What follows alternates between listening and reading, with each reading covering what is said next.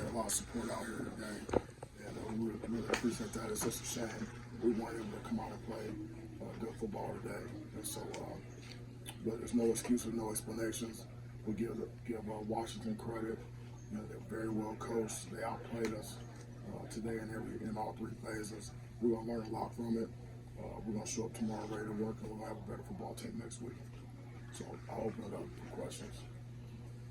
Well, early on, they obviously were going and attacking you guys through the air. What did you see just from your level with what Penix was doing and what was going on in the back end of your defense? We had a matchup issue that they took advantage of. It was obvious. It showed up early in the game. We knew that it was going to be a game of explosives. Every time, if you look at their drives in the first two games, almost all of their scoring drives included explosive gains, and we knew that we needed to eliminate explosive gains. We weren't able to do that, and it just was a deal where it's too easy to score when you give up big chunks. And so I have to look at the film to see exactly what we need to do to fix it. But we had some issues and with some matchups.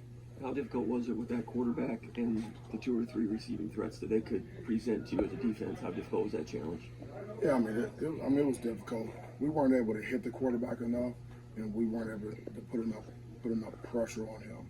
And then, and we also really didn't stop the run like we needed to early downs. And so, but he's a good player. Like I said during the week, he's one of the best players in the country, we think. And but we weren't really able to do anything to get him out of rhythm, and we let him off the hook with some big plays.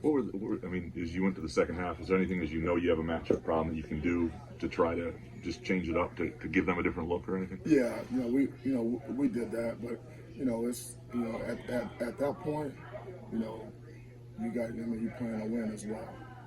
So you're doing whatever you got to do to try to get them stopped. We had some opportunities to get off the field on third down, and we didn't do it. There's only so much that you can do when you get in a situation where we're not playing well in any phase. Because we weren't able to get the rush, and then from a coverage standpoint, it wasn't just one position or one guy. It was kind of across the board. They kind of poked around and found some things, and so. But we're gonna look at the film, and we'll find a way to mitigate any type of issues that we have, whether it's scheme or personnel or whatever. We'll get those things fixed, and we'll move forward. Well, on the flip side, you had obviously offensively, especially in that first half, you weren't able to sustain drives, first quarter and a half or so. When you're struggling on defense like that, how much does that hurt when you can't sustain a drive and keep the defense off the field for a little bit? Yeah, well, we weren't able to get the ball to the offense enough in the first half. There was a stretch in there where I think that we ran 4 plays on offense. But yeah, when you don't play complimentary football, then you just can't be a good team. So it was tough when you get the ball, we're not able to do anything with it. But on the other side of it, you got to get them stopped too. And it works hand in hand. And we felt like that if we could have got them stopped early and got the ball to our offense more, that we could move the ball. And we were able to move the ball quite a bit on offense. We weren't able to run it like I thought we would be able to run it. So we'll have to take a look at that as well. You have that great momentum where you get the defensive thing. There was a matchup problem you guys knew you had, and they were able to exploit. How early did you know that you had an issue there on defense, and how do you counter something like that? I think we just need to get to practice next week and figure some stuff out. I think that's going to be a big thing next week, and we got to learn from this, see what we can do, go watch the tape, and get to practice next week. How do you, when you go down 22-0 early, what's the mindset for you as a defense, just trying to stay in the game? We just got to get the offense back on the field. We need to do better at that. Just got to get the offensive ball. How would you describe Washington's offense and how difficult it was to cover them today? They played very well. They did very well on offense, and they made a lot of big plays. the goal line stand there you guys had early in the game, and then obviously the safety. What's that momentum swing like for you? It's a big high obviously for you guys, and then 30 seconds later, basically you're back out in the field. It's tough. It's all part of football, though. Momentum swings happen, and you just gotta play football. You know, Okay, what were sort of the discussions on the sideline? They went 5 for 6 their first 6 drives for touchdowns. Like, what were those discussions like as a defense, just in terms of what other things you could try, what other things you could maybe throw at him, or how often you guys were trying to switch things up, things like that? we just gotta do our jobs. That was the biggest thing. Communicate and just little stuff. Just go work on next week. What about the environment out there? What did you notice about that? Did you think that affected guys at all when they're hitting big plays, and does that snowball at all or anything? They had a great fan base. They definitely were loud, but I think we just gotta play football. We knew what we were walking into. How do you put those big plays? I mean, they had a number of explosives early. I mean, you knew coming in they were going to have them, but when you're in the moment in the heat, how do you try and put them away? You just gotta. That's this football. I mean, big plays happen. We know that. We knew that was gonna happen. Big plays, and we wanted to limit them as much as possible, but it didn't happen the way we wanted to. But they did a great job. And that's just what happened. You guys have been effective in both the pass rush and takeaways the first 2 weeks before this game. Not having those two real components today, I mean, how difficult is to win a game like this? And how was there anything that was sort of disheartening out there that you were hoping would happen that didn't? Not really sure. I'm not really sure. I think we just gotta go back and watch the tape and see what really happened. I mean, those two things were a big part of the first week, but and it didn't happen this week, and we got to be able to find a way to win. How hard is it to prepare for the system adequately, you think, and just what exactly you saw there? It can never, of course, be, perfect. I guess you're not practicing against those guys, but how close do you think your simulation and all that was to what you saw out there? I thought we had a good look of what we were going to get. We knew what we were going to get coming into the game. There's always going to be unscouted looks, but you just got to be ready to play and do your job. That's how football works. 11 people doing their job. From the first week to now in defense, you guys have lost Snow, Henderson, Jacob Slade not here today. How tough is that to overcome those things? Has that been a factor, you think, in missing some guys like that? That's tough for sure, but it's next man up. I mean, these guys take reps too, and they need to be able to do their job, and we're counting on them just like everyone else. Was that an unscouted look when they had the running back out there in the 5 wide and you guys were man to man? Did you guys? No, we knew they did that stuff. That kind of stuff. I just knew they play on the ball. You didn't have the ball, and Washington kept grinding on offense. How tough is it sitting on the sideline, kind of waiting for that next chance? It is a little frustrating, but it's a part of the game. You play a lot of games. Sometimes you're not going to have the ball when you want it, but you got to just keep playing and wait for your opportunity. When you looked at the second half, you guys come out with that big extended drive. I mean, how much did that maybe catapult things that you wanted to do in that half? Yeah, we just wanted to show that we weren't going to give up. Keep chopping. That's our motto, and we're going to play until it says 0-0-0 on the scoreboard. So Coach Tucker emphasized that during the halftime. Just keep playing, and we'll live with the outcome. What do you think about yourself and Keon and the wide receivers' productivity with Jaden not being here? What do you think of the wide receiver group today? We made some plays, but there's always room for improvement. You never want to get too high or get too low. Just keep steady head and just keep working. What's the focus process for you guys when the offense is not on the field? You're down 22-0. I mean, what's that focus for you guys? Just keep playing. That's all you can do. Whether you're up or down, the focus is just keep playing the game because it's going to be ups and downs. So you got to just keep playing. Okay, walk us through that touchdown catch you had because it looked like double coverage and the ball kind of gets dropped in there, right? Peyton did a great job of getting me to catch the ball, and I seen it and just wanted to make a play on it. Sure. What did you see as what's sort of the domino effect when you guys aren't able to run the ball? You were able to, like you were able to the first 2 weeks. Like I said earlier, it's just a part of the game. There's going to be some weeks we run the ball more, and there's going to be some weeks we pass the ball more. So we got to just come together as offense and do whatever, getting the job done. Did it seem like there was some sort of self-inflicted stuff in the first half? You had a false start, not just on offense. You had a roughing the passer. There was a couple things here or there.